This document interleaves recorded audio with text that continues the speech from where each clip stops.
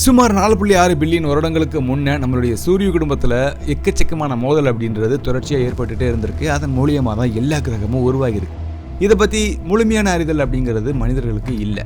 ஆனால் நம்ம யூனிவர்ஸில் வேறு இடத்துல வேறு நட்சத்திர குடும்பத்தில் இதே மாதிரியான மோதல்கள் ஏற்பட்டிருக்கிறத பார்த்தோன்னா ஓரளவுக்கு தெளிவு திறன் நமக்கு கண்டிப்பாக கிடைக்கும். ஸோ அந்த வகையில் விஞ்ஞான வரலாற்றிலேயே முதல் முறையாக 2 வெவ்வேறு வேற்று கிரகங்கள் மோதுறதை பார்த்துருக்கோம். வாங்க அந்த மோதலை பற்றி பார்க்கலாம். I'm LOGABALAKARTHIKEYAN. You are watching Zenith of Science.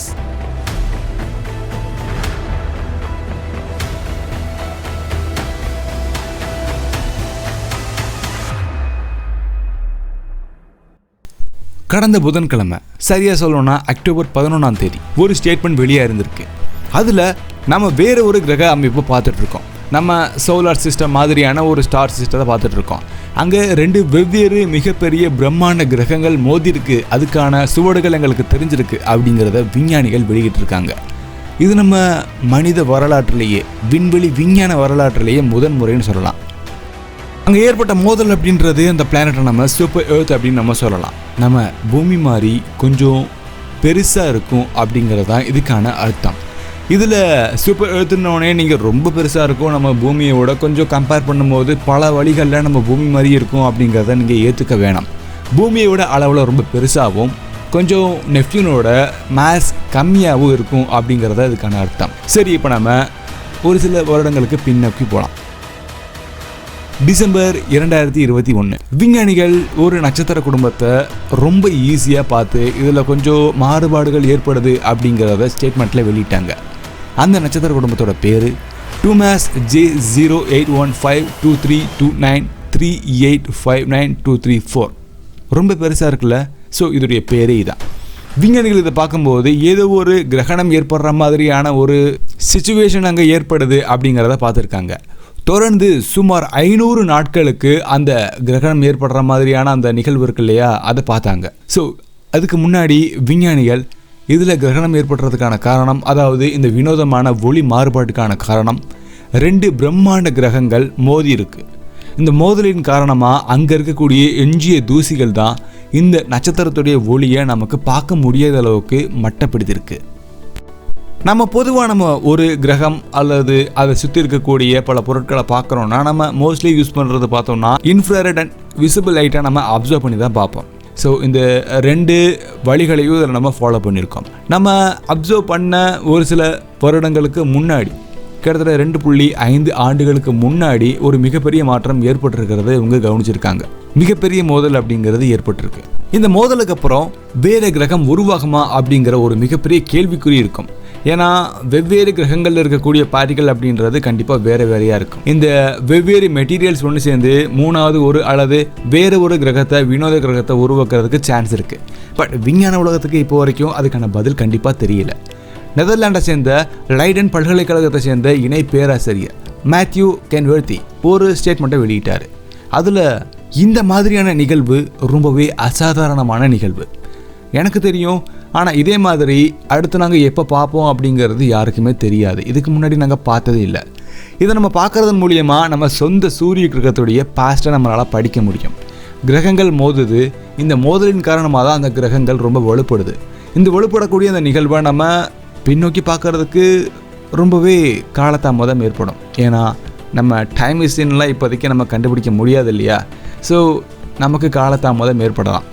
But நம்ம கம்பேர் பண்ணுறதன் மூலியமாக கண்டிப்பாக இந்த நிகழ்வை நம்ம ஓரளவுக்கு அண்டர்ஸ்டாண்ட் பண்ணிக்க முடியுங்கிறத அவர் ஆணித்தனமாக சொல்கிறாரு. பொதுவாக நம்ம கிரகங்களுடைய சுற்றுவட்ட பாதையை அதோடைய அளவையும் நம்ம பார்க்குறோன்னா நம்ம அந்த கிரகம் சுற்றக்கூடிய நட்சத்திரத்துடைய ஒளியை பேஸ் பண்ணி தான் பார்ப்போம். நமக்கு வந்த இந்த ஒளி ரொம்பவே மங்கலான ஒளி. ஸோ இந்த மங்கலான ஒளி, இதோடைய வெப்பநிலை, இந்த பல டேட்டாஸை ஒன்று சேர்த்து நம்ம கம்ப்யூட்டரைஸ் பண்ணியிருக்கோம், அதாவது சிமுலேட் பண்ணி பார்த்துருக்கோம். இதை சிமுலேட் பண்ணி பார்க்கும்போது இது கண்டிப்பாக ரொம்பவே பிரம்மாண்டமான மோதல் தான் அப்படிங்கிறது நமக்கு உறுதிப்பட தெரிய வந்திருக்கு.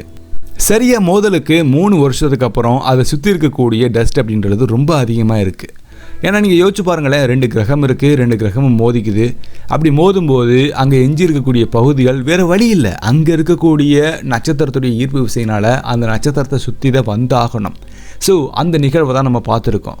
இந்த தூசிகள் தான் நமக்கு புலப்படக்கூடிய, அதாவது விசிபிள் லைட்ஸை நம்ம கண்ணுக்கு படாமல் மட்டுப்படுத்தியிருக்கு. இந்த நட்சத்திரம் இந்த அளவுக்கு ரொம்ப வன்முறையாக இருக்குது, அதை சுற்றி வன்முறையான நிகழ்வுகள் நடக்குது அப்படின்னா நம்ம சூரியனோட கொஞ்சம் வயசானதாக இருக்கலாம் அப்படிங்கிறத நீங்கள் நினைக்கலாம். பட் இது ஒரு புரோட்டோ பிளானட்டரி சிஸ்டம் அப்படிங்கிறது நான் முன்னாடியே சொல்லிக்கிறேன். கிட்டத்தட்ட இதோடைய வயது வெறும் 300 மில்லியன் ஆண்டுகள் மட்டும்தான். வெறும் 300 மில்லியன் ஆண்டுகள் மட்டும்தான் பழமையானது. இது நம்ம சொந்த சூரியனான அந்த நட்சத்திரமான சூரியனோட கம்பேர் பண்ணி பார்க்கலாம். சூரியன் கிட்டத்தட்ட 4.6 பில்லியன் ஆண்டுகள் பழமையானது. ஸோ ரொம்ப இளமையான நட்சத்திரத்தை படிக்கிறது மூலியமாக கண்டிப்பாக நம்மளுடைய சூரியனுடைய இளமையான காலத்தை நம்ம பார்க்க முடியும். நம்மளுக்கு கிடைச்ச டேட்டாஸை அடிப்படையாக வச்சு பார்க்கும்போது நம்மளுடைய சூரிய குடும்பத்தில் கிட்டத்தட்ட 3.9 பில்லியன் வருடங்களுக்கு முன்னாடி இதே மாதிரியும் இதை விட ரொம்ப அதிகமான ரொம்பவே வினோதமான மோதல் அப்படின்றது ஏற்பட்டிருக்கு. இதை விட ரொம்ப வினோதமாக இருக்கும் அப்படிங்கிறத விஞ்ஞானிகள் கண்டிப்பாக சொல்கிறாங்க. இருந்தாலும் இப்போ ரீசெண்டாக எடுத்த பல டேட்டாஸ் இன்னும் கொஞ்சம் ப்ரிசியஸான டேட்டாஸை கொடுக்கறதுக்கு சான்சஸ் இருக்குது. ஜேம்ஸ் வெப் ஸ்பேஸ் டெலஸ்கோப் வச்சு கூட இதை பார்க்குறதுக்கு விஞ்ஞானிகள் ட்ரை பண்ணியிருக்காங்க. அதாவது ஷெடியூலில் இருக்குது அப்படிங்கிறது கண்டிப்பாக நமக்கு தெரியும். ஸோ அது மூலியமாக பார்க்கும்போது தூசி மேகங்கள் இது எப்படி பரவுது, அடுத்த கட்டத்தில் அது என்னென்ன மாதிரியான வளர்ச்சிகளை ஃபேஸ் பண்ணுது அப்படிங்கிறத ஈஸியாக பார்க்க முடியும். ஸோ கடைசியாக எஞ்சி இருக்கக்கூடிய பல பொருட்கள் அதை சுற்றி இருக்கும். அதன் காரணமாக தான் நமக்கு ஒளியை மட்டுப்படுத்தியிருக்கு. ஸோ இது அடுத்து வேறு ஒரு பொது கிரகங்களை உருவாக்குறதுக்கான இனிஷியல் பாயிண்ட்டாக அல்லது இது வேறு ஏதாவது நமக்கு தெரியாத ஒரு நிகழ்வு நடக்கிறதுக்கான ஆரம்ப பகுதியாக நமக்கு இப்போ வரைக்குமே தெரியல. ஸோ நீங்கள் ஃப்யூச்சரில் தெரிஞ்சுக்கணும் இல்லையா, zenith of science நீங்கள் மறக்காமல் சப்ஸ்கிரைப் பண்ணுங்கள். இதே நேமா நீங்கள் இன்ஸ்டாகிராம், ஃபேஸ்புக், ட்விட்டர் மாதிரியான சமூக வலைதளங்களில் பார்த்தீங்கன்னா கண்டிப்பாக நம்மளுடைய பேஜஸ் அப்பியர் ஆகும். உங்களுக்கு வேணும்னா ஃபாலோ பண்ணிக்கலாம். லோகபாலகார்த்திக் அஃபிஷியல் அப்படின்ற இன்னொரு பர்சனல் ஐடி இருக்கும். அதையும் நீங்கள் வேணும்னா ஃபாலோ பண்ணிக்கலாம், என்ற டைரெக்டாக மெசேஜும் பண்ணிக்கலாம். இதே மாதிரி அடுத்த ஒரு வினோதமான விண்வெளி பயணத்துக்கு நம்ம சேர்ந்து பயணிக்கலாம். அதுவரை உங்களிடம் இருந்து விடைபெறுவது நான் உங்கள் லோகபாலகார்த்திகேயன். தேங்க்யூ ஃபார் வாட்சிங். see you next video. Bye.